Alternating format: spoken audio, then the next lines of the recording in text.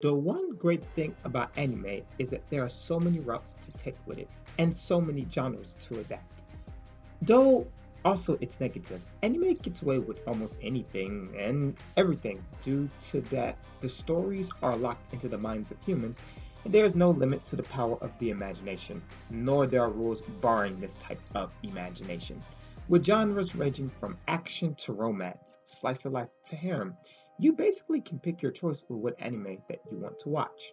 But with its plethora of genres and seemingly no end to the limits of the human imagination, there is one genre in our day and age that seems to have swept the anime world more than any other genre, and that genre is isekai.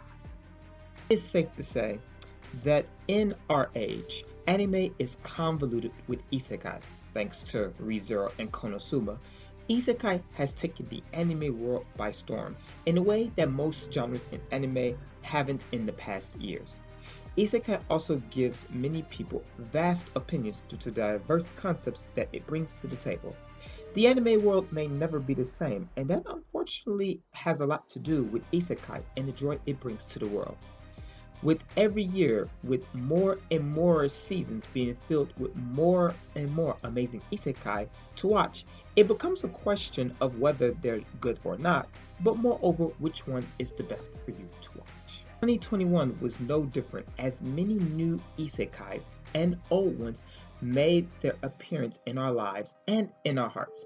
And there was one isekai this year that took the world by storm with its master storytelling and amazing world building. An isekai that may go down in history with that of the isekai of olds. An isekai that is so good it even swept Netflix, and that anime is 世界最高暗殺者異世界貴族に転生する, or better known as the world's best assassin reincarnated in a different world as an aristocrat. Honestly, this anime was one of the best of the year, which really surprised me. If you like isekai and the like, then maybe this one would be the anime for you. I know many people like Mushoku Tensei, but hopefully this video will convince you that this anime was just as good or better than Mushoku Tensei. Hello, I am the 25th Genius, and if you like this video, please leave a like and a subscribe, and I hope you enjoy the video. So, as I've said, this anime is absolutely amazing, and if you don't believe me, just look up Netflix, as it was the highest ranked and watched anime that even surpassed Squid Game, which, if you didn't know, is a very popular show, even in Japan. But what is this anime about? This anime is about an assassin, and in his world, he was the best assassin on Earth. And this is briefly seen as he dominates one of his co-workers in a game of wits and absolute strength. His organization feared that he may be a threat, even though he was completely devotional to the organization that he worked for.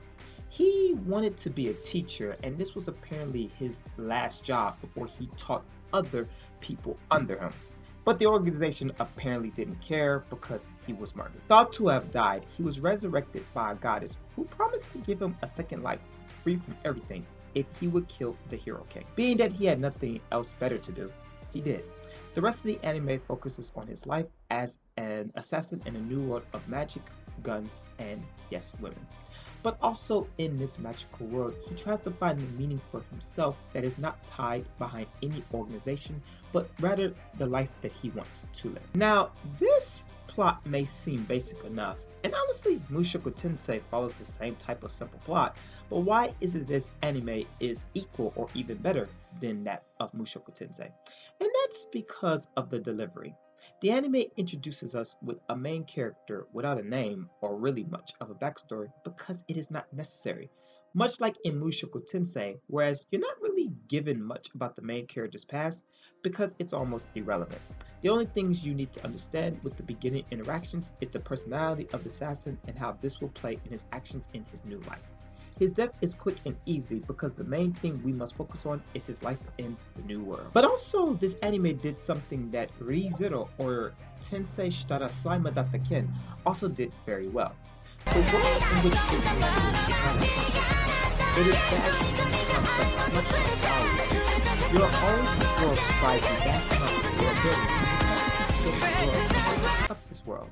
There are countless of mysteries and fantasies surrounding the worlds of magic and demons, and Assassin is no different. In this world is surrounded with different magic and attributes, and it is with these attributes that the assassin must find a way to defeat the insanely powerful hero of the story.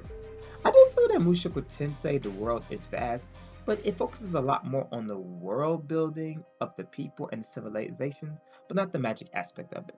And if that's good or bad, that's really up to your preference. Being that the main character is an assassin, and in fact the world's strongest assassin, there should be no surprise to the amount of action that we are seeing, as we're blessed with an insanely high-paced and action-packed opening preparing us for the events to come.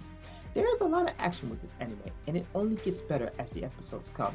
I was always intrigued by the fights and the conclusion of these fights. But again, you might be asking, just how is Mushoku Tensei different from Ansatsu? And why is Ansatsu better than Mushoku Tensei? And if I have to give one straightforward, detailed answer, that would have to be in the amount of fan service that each one gives in the animes that they represent. I don't know if you've watched Mushoku Tensei, but there are a lot of ecchi scenes in that anime. And I'm not just talking about a normal breast shot or panty shot, but I'm talking about really lewd and honestly borderline disturbing scenes at times. Look, I'm a degenerate as much as the next anime lover out here, and I love me some typical fan service from time to time. But there's a difference between using fan service as a means to attract an audience and just using it for really no redundant reason. And I'm more of the latter in that right. Now, honestly, in Assassin, there wasn't that much fan service used, and when it was, I felt that it was appropriate to convey the overall meaning of the story. He's a 14-year-old kid, and he has natural things happening to him. Whereas Mushoku Tensei was kind of like, do we really need her gangbanging 5 people to prove a point? Is that really absolutely necessary? But again, it's based on what your opinion is, I feel. Case in point, if you're looking for an amazing new isekai out of the convoluted mix that is isekai in our present time, this anime might stand out as a standalone one that, even though it's very cliche, kind of shows that even if you have a cliche theme, you can do something a little bit different to stand out from the rest. I highly recommend this to anybody who, again, is a big fan of isekai and just wants to expand their library. And that's my review on this anime. Let me know in the comments what you think down below. Thank you for watching this video. I'll see you next time. Peace.